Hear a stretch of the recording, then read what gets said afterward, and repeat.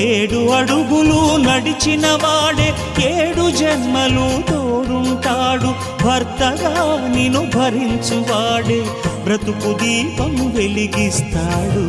అతని హృదయం నాటి చెరామి, అగ్నిహోత్రమే అందుకు హామీ. అతని హృదయం నాటి చెరామి, అగ్నిహోత్రమే అందుకు హామీ. తెంచుకుంటే తెగిపోతుందా దేవుడు వేసిన బంధం?